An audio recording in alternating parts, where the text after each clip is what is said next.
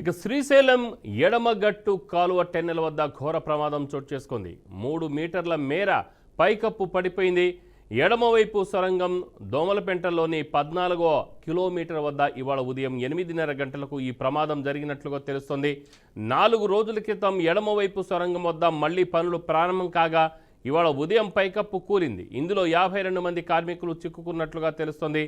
దోమలపెంట సమీపంలో పనులు జరుగుతుండగా ఈ ప్రమాదం చోటు చేసుకున్నట్లు తెలుస్తుంది. ప్రమాద స్థలాన్ని అధికారులు పరిశీలిస్తున్నారు. ఘటనపై సీఎం రేవంత్ రెడ్డి ఆరా తీశారు. ఘటన స్థలానికి వెళ్లాలని మంత్రులు ఉత్తమ్ కుమార్ రెడ్డి, జూపల్లిలను ఆదేశించారు. కాగా ఘటనపై రెస్క్యూ ఆపరేషన్ కొనసాగుతోంది.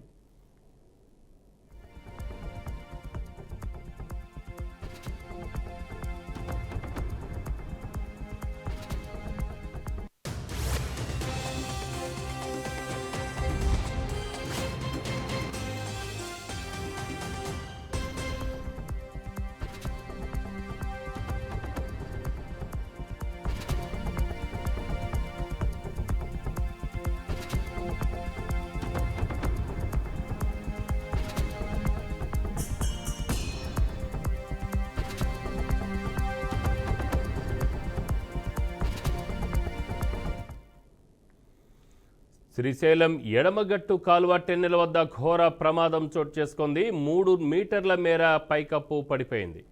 ఎడమవైపు సొరంగం దోమలపెంటలోని 14వ కిలోమీటర్ వద్ద ఇవాళ ఉదయం 8:30 గంటలకు ఈ ప్రమాదం జరిగినట్లుగా తెలుస్తోంది.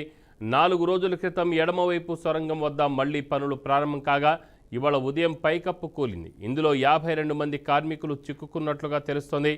దోమలపెంట సమీపంలో పనులు జరుగుతుండగా ఈ ప్రమాదం చోటు చేసుకున్నట్లు తెలుస్తుంది. ప్రమాద స్థలాన్ని అధికారులు పరిశీలిస్తున్నారు. ఘటనపై సీఎం రేవంత్ రెడ్డి ఆరా తీశారు. ఘటన స్థలానికి వెళ్లాలని మంత్రులు ఉత్తమ్ కుమార్ రెడ్డి, జూపల్లిలను ఆదేశించారు. కాగా ఘటనపై రెస్క్యూ ఆపరేషన్ కొనసాగుతోంది.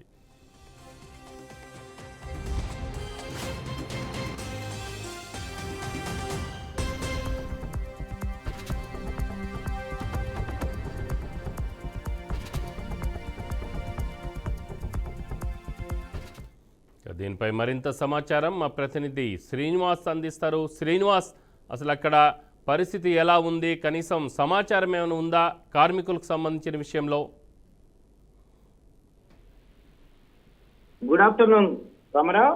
ఎస్, తెలంగాణలోని పెద్ద ఎత్తున ఒక శ్రీశైలం సొరంగ మార్గము టర్నల్ వర్క్ గతంలోని ప్రారంభమైనటువంటి పరిస్థితి. ఈ టర్నల్ వర్క్ లోని నూతనంగా ప్రభుత్వం వచ్చిన తర్వాత టర్నల్ వర్క్ టెండర్ ఖరారైంది. దీనికి సంబంధించి పనులు కూడా పెద్ద ఎత్తున జరుగుతున్న క్రమంలో ఈ టర్నల్ లో ఉన్నటువంటి సొరంగ మార్గంలో జరుగుతున్నటువంటి పనులలో వాటర్ లీకేజీ రావడంతో ఒక్కసారిగా అక్కడ దాన్ని స్పీడప్ వాటర్ ని పంపింగ్ చేయడం కొరకు అక్కడ వర్క్ జరుగుతున్న క్రమంలో ఈ సొరంగ మార్గంలో ఉన్నటువంటి పంపింగ్ దగ్గర ఒక్కసారిగా గోడ ఏదైతే సైడ్ వాల్ గోడ ఉంటుందో అది కుప్పకూలటంతో వాటర్ పెద్ద ఎత్తున పంపింగ్ అయింది. దీంట్లో ఈ వర్క్ లో చేయడానికి 40 మంది కార్మికులు కూడా సొరంగంలో ఉన్నట్లు కూడా ఇప్పటికే ఇంజనీరింగ్ అధికారులు చెప్తున్నారు. ఏదేమైనప్పటికీ అక్కడ ఉన్నటువంటి సంఘటన స్థలం వద్ద రిస్క్ టీం కూడా రంగప్రవేశం చేసింది. దీనికి సంబంధించినటువంటి సొరంగ మార్గంలో ఉన్నటువంటి ఈ వాటర్ ఎక్కువ ఒకటేసారి రావడంతో ఈ వాల్ గాడ కూలడం వల్ల ఈ ప్రమాదం జరిగిందనేది ఇంజనీరింగ్ విభాగం వాళ్ళు చెప్తున్నారు. అక్కడ ఉన్నటువంటి 40 మంది కార్మికులను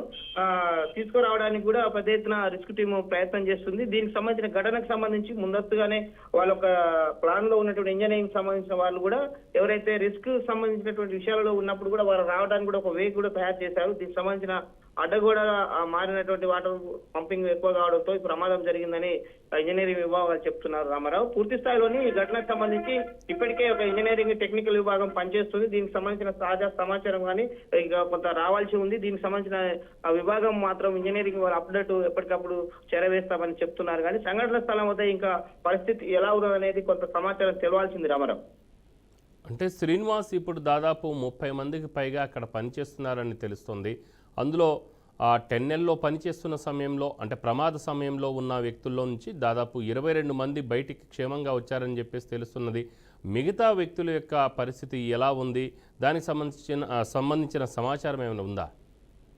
ఈ ఘటన జరగక ముందు ఓవరాల్ గా ప్రతి షిఫ్ట్ కు 60 మంది పనిచేస్తారు. 60 మంది పనిచేసిన విభాగంలో ఈ టర్నల్ సంబంధించిన దాంట్లో ఇన్నర్ సంబంధించినటువంటి టర్నల్లోని 35 మంది ఉంటారు. ఆ 35 మందిలో 15 మంది అవుట్ సంబంధించినటువంటి ఈ లీకేజ్ దగ్గర జరుగుతున్నటువంటి దగ్గర వెయిట్ చేస్తున్న క్రమంలోనే పూర్తి స్థాయిలో ఒకేసారి వాటర్ ఫ్లో రావడం వల్ల ఈ 15 మంది అవుట్ సైడ్ వచ్చినట్టు తెలుస్తుంది. ఇంజనీరింగ్ సంబంధించిన విభాగాలు చెప్పిన వివరాల ప్రకారం పూర్తి స్థాయిలో అక్కడ 36 మంది విధుల్లో ఉన్నట్టు 15 మంది ఇక్కడ వాటర్ పంపింగ్ దగ్గర వాటర్ లీకేజ్ దగ్గర టెక్నికల్ ఇష్యూస్ చూస్తున్న క్రమంలో కార్మికులు ఇక్కడ కొంతమంది ఉన్నారు.